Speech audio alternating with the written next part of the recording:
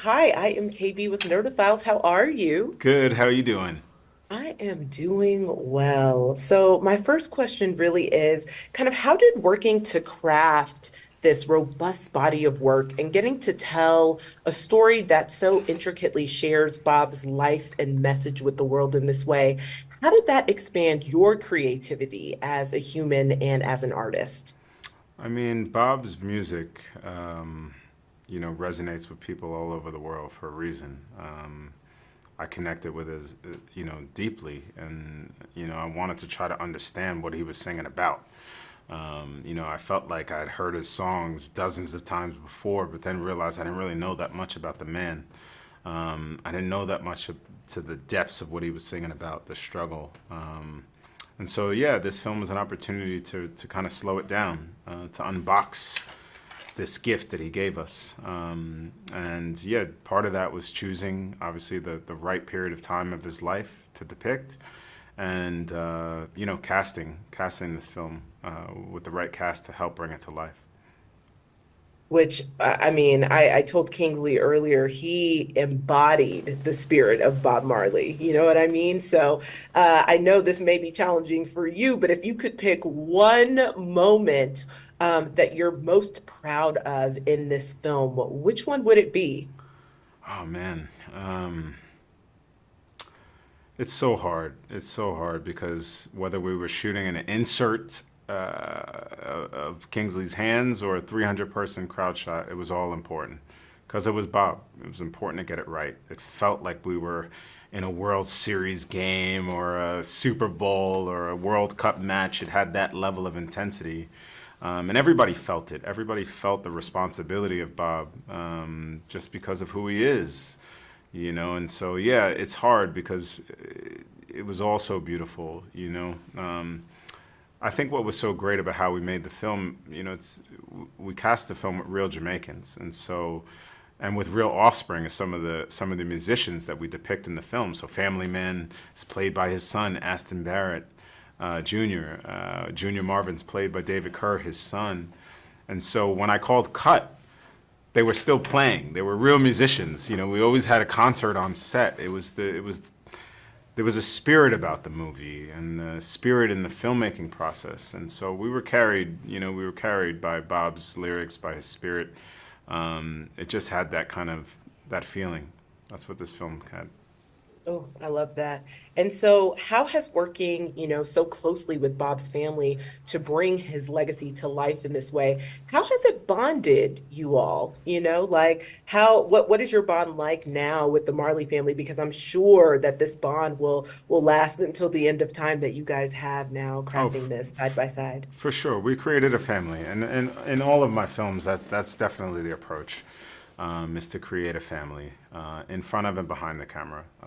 That's how you get what you see in the film. It should feel connected. It should feel like one. Bob was a unifier. That's what he did. It's what he sang about. No different with his family. His kids are the same. They were all about bringing community together. It was a spiritual movie, shooting in Jamaica with the people of Jamaica. Yeah, this film was for them. We needed to make a film from the inside out. It had to be their voice. Language is a huge part of that. We shot a foreign language film with no subtitles. Not an easy task, and you couldn't do that without the support of the family. You couldn't do that without support of the Jamaican people. So yeah, we just embraced that. That was part of the filmmaking process. Well, I truly cannot wait for everyone to see Bob's life and legacy in this way. And I'll be honest, they asked me what I thought about the film, and I said it's too short. So, definitely I'll take release that my criticism. feedback. Yes, I'll yes. take it because we all want more of Bob. We all want more of Bob, and that's a beautiful thing. There's still so much more to learn about that man, and I think people will hopefully go out and want to discover more about him, his family, his legacy, and listen to the music. He wrote it down for us. Yes. Well, listen, I certainly wanted to know more, and I still do, and I know that audiences will as well. So just thank you so much for taking the time to chat with Nerdophiles. I really appreciate it. Thank you. Bye bye. Hi, I'm KB with Nerdophiles. How are you? Yeah, I'm good, thank you.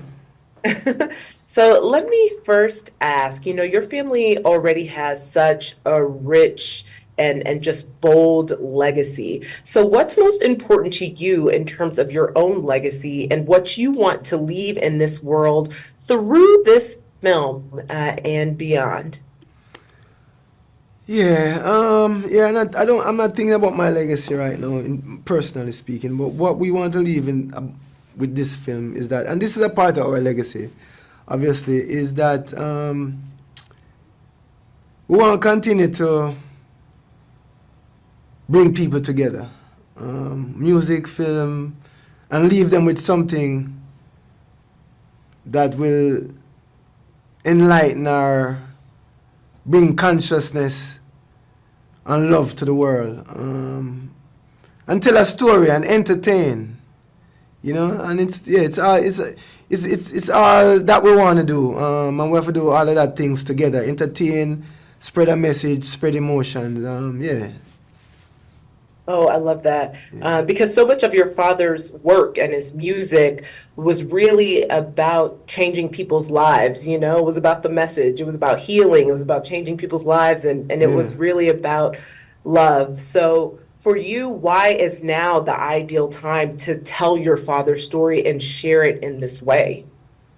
Yeah, I feel now is the ideal time because we need it. I mean, we need it now. It's like the world, you know, society, there's so much division, you know, the war, the violence, the hate, the political strife, the religious strife. There's nothing out there, no one out there that is promoting an idea of unification of humanity. And so this movie, and with it named One Love, you know, with that name and the promotion of that, it is relevant that we really need it now. It's important on many different levels, you know. I agree. I agree. The world definitely needs more love and more unification for sure. Well, listen, I can't wait for audiences to see this film and to be able to understand your father and your family's, kind of work and Yeah. life and legacy a bit more. And so just thank you so much for taking time to chat with Nerdophiles. We really appreciate it. Thank you. Thank you. So, hi, I am KB with Nerdophiles. How you How are doing? you? I Nice, am doing lovely. nice to see you. Nice to see you too. So, wow, what a profound film and a profound human being. So, my first question for you is just how did stepping into Bob Marley's shoes kind of expand your own creativity as a human being and as an artist? Great question. Great question. Yeah.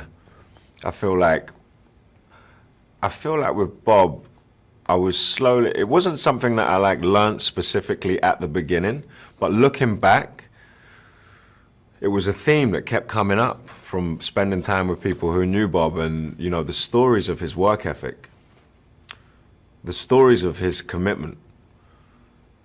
Like, here's a guy who was on it, here's a guy who felt like he was, serving a purpose that was more than himself. Like, here's a guy who was on a mission.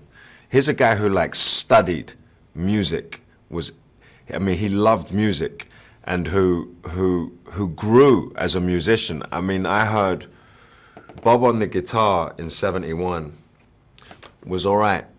It was all right. But he wanted to master it.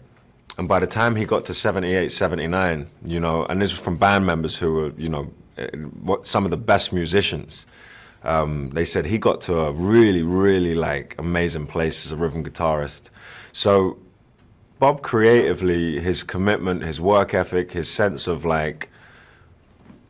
being in service of something more than himself, his generosity of spirit, his vulnerability, his openness is something that, as people who are trying to study a craft of any sort, an art, in the arts, that we can only dream of getting to the level where Bob got to with his. And he makes me want to be better in every single word, and his commitment to truth, Bob's commitment to keeping it real in a way. He really lived that. He really lived that. Bob's cool because he didn't care what anyone thought about what he was wearing. He just did he wore what he liked, and he sung about how he felt. And he was really, his spontaneity on stage, I mean, if you ever want a lesson in just like letting go of your ego and trying to connect to something deeper so that people can feel, just watch Bob. Just watch him do it, you know. I watched him for hours. I couldn't stop. You know, there's no half concerts. It was always full commitment. And I love that about him. Yeah, he's absolutely intoxicating in a sense. And so I do think you're right. I do think that his dedication to speaking truth, living truth, and bringing that truth to the masses was something that really kind of guided him in each and every step of the way. And I do believe that you fully embodied the spirit of Bob Marley through this role. Thank I you. mean, you could really see him shining through. And so just thank you so much for taking the time to chat with Nerdophiles. Really appreciate it. And we truly Thank you. cannot wait for everyone to see this film. Thank you so much.